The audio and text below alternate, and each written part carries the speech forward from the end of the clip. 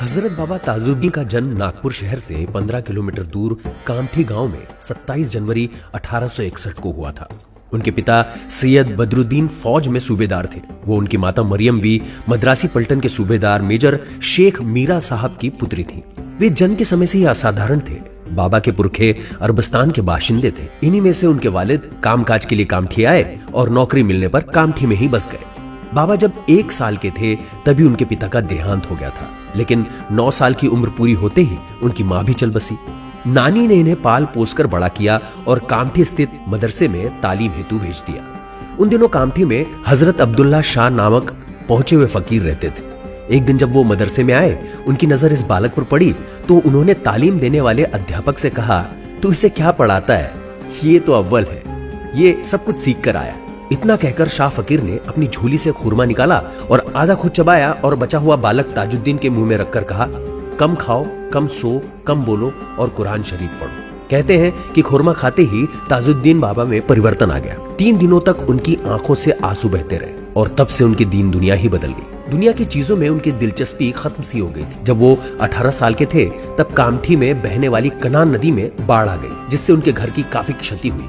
1881 में उनके मामा ने तालीम पूरी होने पर उन्हें नागपुर की रेजिमेंट 13 में भर्ती करवा दिया। फौज में 3 साल बाद उन्हें सागर जाना पड़ा। मद्रासी पलटन के डेरे में पहुंचकर उनकी भेंट वहीं वीरान क्षेत्र में तशरीफ फरमा रहे संत हजरत दाऊद से हुई और वहीं दिनों में नौकरी के बाद पूरी रात वो भजन में गुजारने लगे। इन्हीं दिनों एक ऐसा वाकया हुआ जिसने बाबा साहब की जिंदगी के अगले दौर की बुनियाद डाली। बाबा साहब की ड्यूटी औजारों की देखरेख पर लगाई गई थी। एक रात 2 बजे बाबा साहब पहरा दे रहे थे। अंग्रेज कैप्टन अचानक मुआयने के लिए आ गया।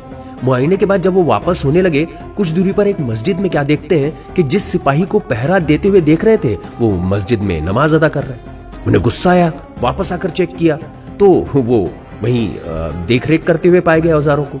दूसरे रोज उसने अपने बड़े अफसर के सामने बाबा साहब को तलब किया और कहा, हमने तुमको रात 2-2 जगह देखा, हमको लगता है कि तुम खुदा का कोई खास बंदा है। ये बात सुनकर बाबा खफा हो गए। एक दिन ऐसा आया, बाबा ताजुद्दीन अपनी अलमस्त हालत में फौजी अफसर के सामने जा धमके और उनके हाथों में नौकरी का इस्तीफा दे दिया और गली कूचों की खाक छानते फिरे। जब उनकी नानी को पता चला तो उन्हें सागर में ढूंढने आई।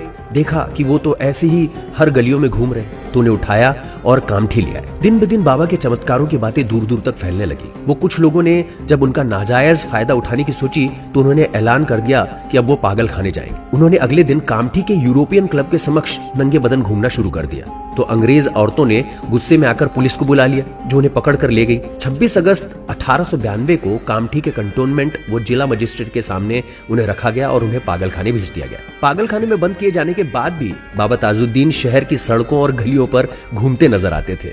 हजारों चमत्कार दिखाए उन्होंने। 21 सितंबर 1908 को नागपुर के महाराज श्रीमंत राजा बहादुर राघोजी राव भोसले की कोशिश से बाबा पागलखाने से रिहा होकर राजा के शाही महल सक्खरदरा के सामने बनी लाल कोठी में ठहराए गए, जहां स्वयं राजा सुबह शाम उनको हाजिरी देते थे और सारा रिसाल नौकर चाकर उनकी खिदमत में रहते थे। बाबा हिंदू मुस्लिम सभी शिष्यों के यहाँ रहे।